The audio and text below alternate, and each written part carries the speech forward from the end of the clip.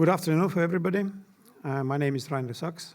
I'm considered to be one of among several security experts in Estonia who has been following the happenings in Ukraine since not only 2022, but much earlier, 2014 or even before that.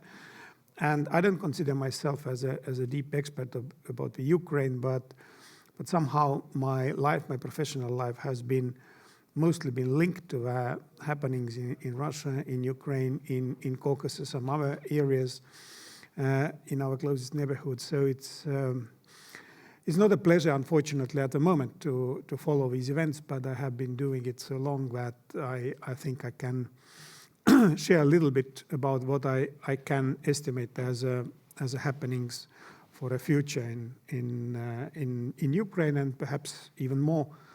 And it's more important what's going to happen in Russia. To have a kind of a limited period to talk about the possible scenarios, of course, is very tricky issue. And of course, I don't like to give you any horrific scenarios and what can go worse and what can just only happen. And usually the forecast is something which about Ukraine always terrifies people. I have just only one message I'd like you remember from today. It's Ukraine will survive. And this is something I have been always believing.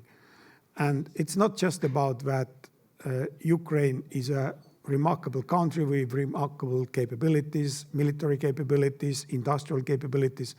But what usually people don't understand, that Ukrainians rarely have a will to have their independent, sovereign country, and they are ready to fight for that.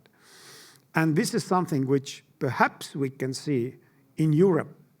A lot of people don't catch today because there has been no heavy clashes, no wars in Europe, and people have living in a way that have used to have their guaranteed democratic countries, but they don't understand that there are several nations globally who still has to fight to the right to have a freedom of speech, freedom of political different freedoms, and human rights guaranteed by state in the same time.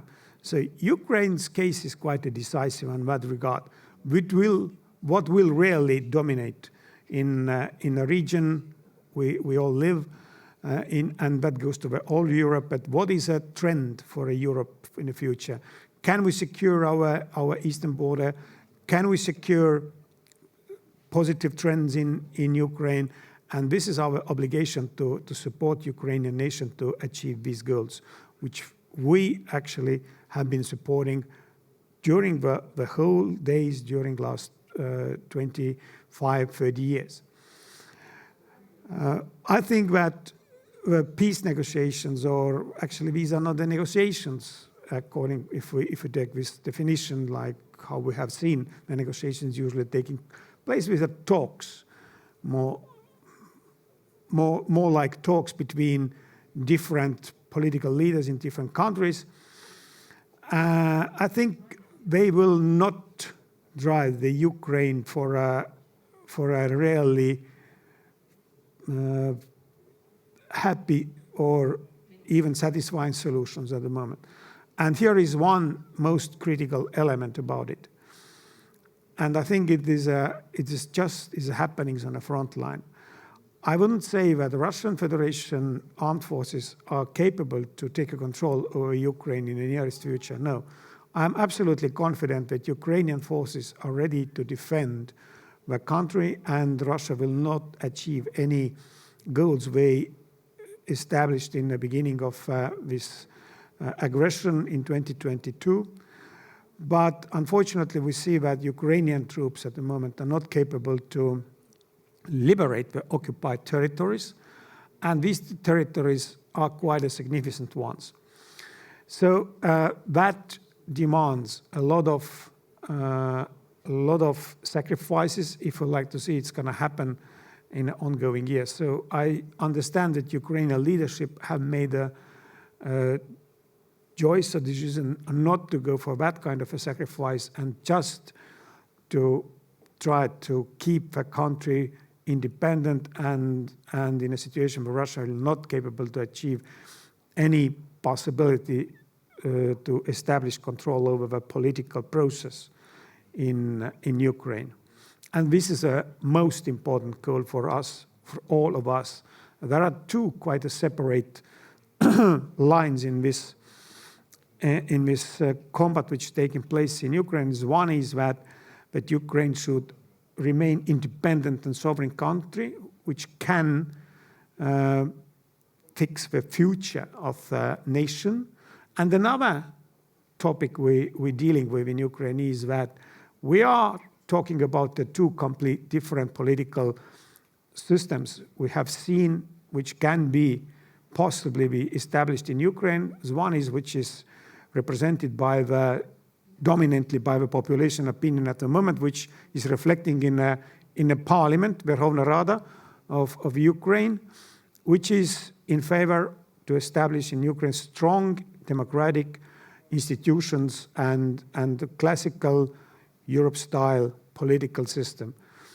An opposite we have seen as well as some attempts during last decades in Ukraine to establish this kind of a Russian-style autocratic and kleptocratic political system, which was presented by President Yanukovych, who left the country in 2013 and is still in exile in Russian Federation with some other members of the cabinet of Ukraine in these times. So this is actually the future for Ukraine if Russia takes a control over the country. We can speculate that what is in the interest of Russia to keep Ukraine as at least symbolically independent if they can establish control over Ukraine, or they will just melt it into the Russian statehood completely, which actually goes to the Belarus in the same manner if Lukashenko will leave the post as a president. But I think that the most important is that we have to focus at the moment to do absolutely everything to support Ukrainian government to keep Russians out of this really important area for a future of Europe and to secure the Ukrainian statehood. There are a variety of possible scenarios between these two very radical ones if Russia takes control over Ukraine and if Ukraine will completely restore the control over the internationally recognized borders.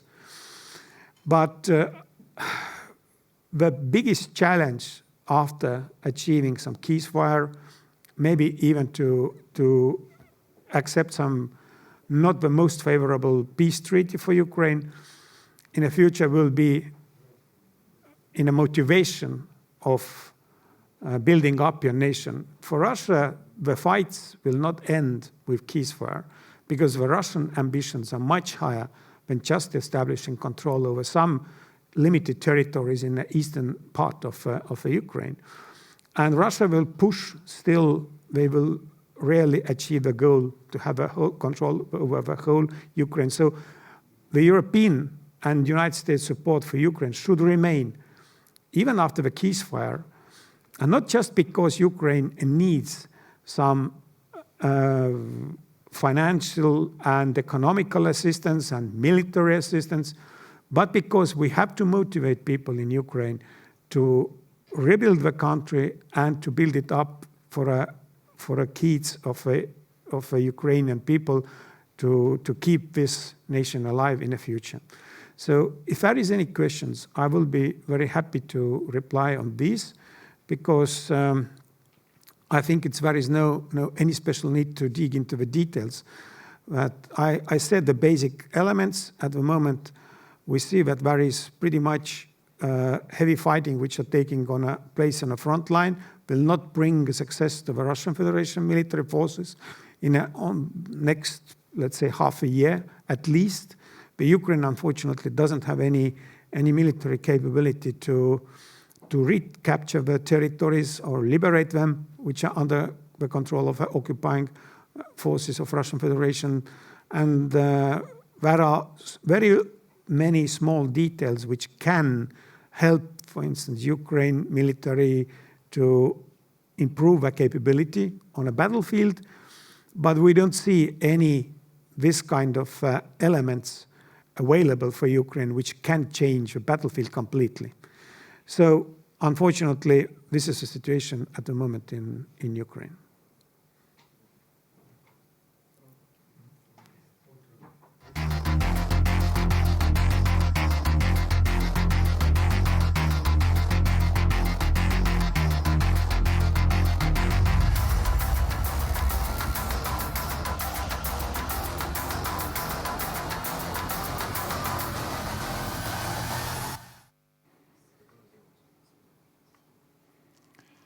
Thank you, Rainer, for this fascinating talk. We have time for a couple of follow-up questions, and we encourage our audience also to submit questions in the workshop environment that is available for you online. Rainer, in your opinion, when the war started in Ukraine, and it was primarily driven, the defense by the Biden administration back then, large number of critics argued that the West and the US doesn't have a clear aim, what they want to achieve there. With the Trump administration, has that changed? Do we now know what we want?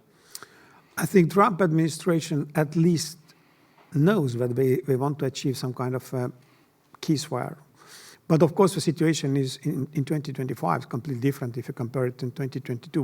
We can't say that, okay, now we're starting from scratch. And at the moment, of course, fightings have been lasting for 3.5 years, a little bit more.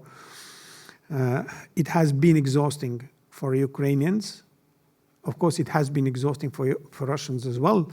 But it's absolutely clear that the Russian Federation, at least leadership, has been presenting some kind of a strategic patience that they are ready to continue the fightings.